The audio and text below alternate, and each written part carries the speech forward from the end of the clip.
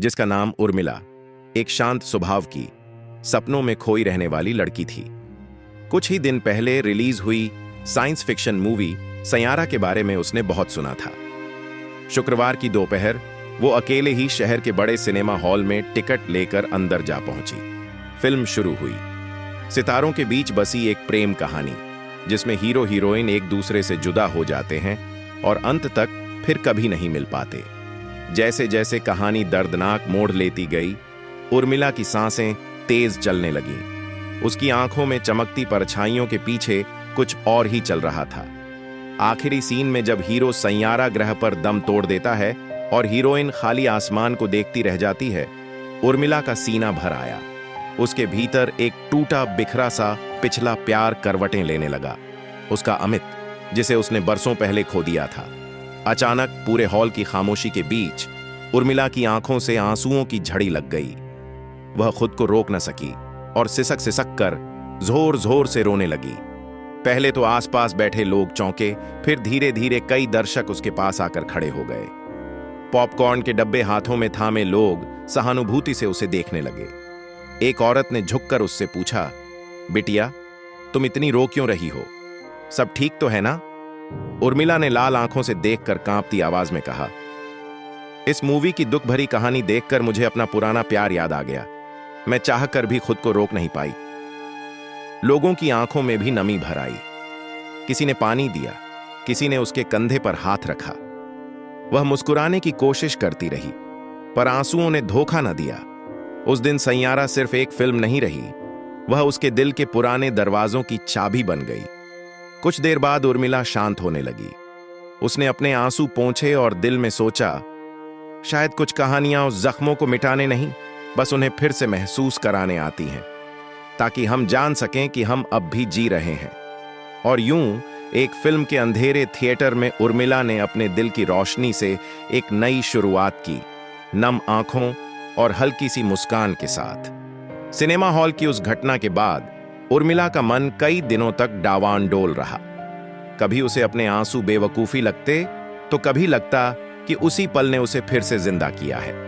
कुछ हिम्मत जुटाकर उसने अपनी डायरी में लिखा, अगर बीते हुए कल ने मुझे इतना हिला दिया, तो शायद मैं अब आगे बढ़ने के लिए तैयार हूं। एक रविवार की सुबह वह पास के एक कैफे में कॉफी पीने गई। हॉल के उस दिन को याद करते हुए उसके चेहरे पर हल्की मुस्कान आ गई। तभी उसके पास एक आवाज सुनाई दी, एक्सक्यूज मी, क्या आप वही लड़की हैं जो सैयारा फिल्म में रो पड़ी थीं? उर्मिला ने चौंक कर देखा। सामने लंबा विनम्र लड़का खड़ा था, हाथ में किताबें, गर्दन पर कैमरा, आंखों में गहराई। मैं रॉकी, मैं भी उस दिन वहीं था। आपकी बातें सुनकर बहुत महसूस हुआ। अगर बुरा ना लगे, मैं आपका इंटरव्यू लेना चाहता हूं। मैं इमोशनल डॉक्यूमेंट्रीज बनाता हूं। पहले तो उर्मिला संकोच में पड़ गई, लेकिन रॉकी की सच्ची मुस्कुराहट ने उसे भरोसा दिया। धीरे धीरे उसने अपनी कहानी बताई, अपने पहले प्यार अमित की, उसके खो देने की, और फिर मूवी के उस दिन की। रॉकी ने उसकी कहानी पर एक छोटी डॉक्यूमेंट्री बना डाली, girl who cried in theatre. Video जब सोशल मीडिया पर डला तो लोगों के दिलों को छू गया। लाखों व्यूज आए। हर कोई कहने लगा, यह सिर्फ उस लड़की की कहानी नहीं, हम सबकी छुपी यादों की कहानी है। उर्मिला के जीवन में रोशनी फैलने लगी। आत्मविश्वास लौटा। वह अब खुद को कमजोर नहीं, बल्कि भावुक और सच्चे दिल वाली मानने लगी। रॉकी धीरे धीरे अच्छा दोस्त बन गया। साथ में कॉफी, किताबों की चर्चा, हंसी मजाक। उर्मिला के गालों पर अब आंसुओं की बजाय लालिमा आने लगी। एक दिन रॉकी ने कहा, उर्मिला, आपने मुझे सिखाया कि रोना कमजोरी नहीं, बल्कि दिल का सच है। अगर मंजूर हो, क्या हम इस सच को साथ साथ जी सकते हैं? उर्मिला की आंखों में चमक लौट आई। वह हल्के से मुस्कुराई। शायद मेरी कहानी अब फिर से लिखी जाने वाली है। और यूं जो कहानी आंसुओं से शुरू हुई थी, वह मुस्कान में बदलने लगी। क्योंकि कभी कभी फिल्में सिर्फ दिखाती नहीं, हमें जोड़ती भी हैं। उर्मिला और रॉकी की दोस्ती कब प्यार की ओर बढ़ने लगी, उन्हें पता ही नहीं चला। एक तरफ उर्मिला थी, भावनाओं से भरी, दिल में पुराने निशान लिए। दूसरी ओर रॉकी था, समझदार, संवेदनशील और एक सच्चा हमदर्द। एक शाम दोनों साथ में रिवर फ्रंट पर घूम रहे थे। हवा में ठंडक थी। नदी पर रंग बिरंगे लैंप झिलमिला रहे थे।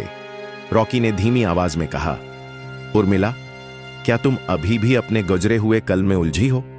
उर्मिला ने गहरी सांस लेकर कहा, कभी कभी याद तो आ ही जाता है, पर अब डर नहीं लगता।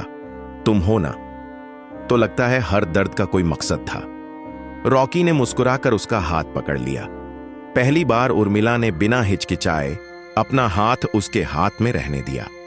वह समझ चुकी थी, प्यार दोबारा दस्तक दे सकता है अगर हम दरवाजा खोलने की हिम्मत करें। रॉकी ने फैसला किया कि वह दोनों की ये अनोखी प्रेम कहानी को लेकर एक नई डॉक्यूमेंट्री बनाएगा, crying girl to smiling heart. इस फिल्म में वह न सिर्फ उर्मिला के पुराने और नए सफर को दिखाएगा, बल्कि यह भी दिखाएगा कि कैसे टूटा दिल फिर से धड़कना सीखता है। इस बार उर्मिला डर नहीं रही थी। वह कैमरे के सामने खुलकर हंस रही थी, खुद को अपने पुराने आंसुओं से आजाद होता देख रही थी। डॉक्यूमेंट्री की शूटिंग खत्म होने वाली थी। आखिरी सीन नदी किनारे शूट हो रहा था। तभी रॉकी ने अचानक घुटनों पर बैठकर उर्मिला की तरफ एक छोटी सी अंगूठी बढ़ाई। उर्मिला, क्या तुम मेरी जिंदगी की परमानेंट हीरोइन बनोगी? क्या तुम मेरी पत्नी बनना चाहोगी? उर्मिला को जैसे विश्वास ही नहीं हुआ। आंखें भर आईं, लेकिन इस बार आंसू दुख के नहीं थे। ये थे खुशी के, उम्मीद के, एक नए जीवन की शुरुआत के।